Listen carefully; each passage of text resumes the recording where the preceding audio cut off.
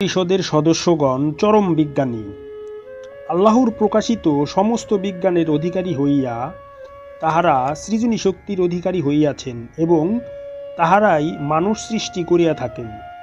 ইহাও তাহাদের জন্য মোটেই কোনো কঠিন কাজ নহে। সাধারণ মানুষ অন্যান্য সৃষ্টির মতোই সাধারণ সৃষ্টির অন্তর্গত, কিন্তু উচ্চতম পরিষদের ব্যক্তিগণ সেইরূপ নহেন বলিয়া তাহাদিগকে সৃষ্টি করা আল্লাহ পাক ব্যতীত কাহারও পক্ষে সম্ভবপর নহে। সাধারণ মানুষ অন্য জীবের মতোই একটি জৈবিক সৃষ্টি মাত্র।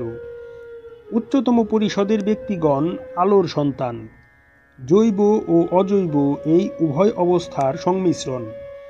তাহারা আল্লাহর জাতি নূরের অধিকারী হইয়া আল্লাহর প্রতিনিধিরূপে সৃজন করিবার ক্ষমতা লাভ করিয়াছেন। উচ্চতম পরিষদের সদস্য হওয়ার মতো যোগ্যতা একজন মুমিনকে ক্রমশ দান করিয়া গড়িয়া তোলা আল্লাহ পাক ব্যতীত কাহারও পক্ষে সম্ভবপর নহে, কারণ উহা অত্যন্ত কঠিন সৃষ্টি। একটি নফসের বহুকালের পরিশ্রম এবং তাহার উপরে আল্লাহ পাকের প্রত্যক্ষ দৃষ্টি ও যত্নের অধীনে রাখিয়া ক্রমবিকাশের বহু স্তর অতিক্রম করাইয়া তাহাকে এইরূপ চরম পরিশুদ্ধির পর্যায়ে লইয়া যাইতে হইয়াছে। এইরূপ কঠিন ভ্রমণের কষ্ট সাধারণ নফস সহ্য করিতে অপারগ হইয়া থাকে।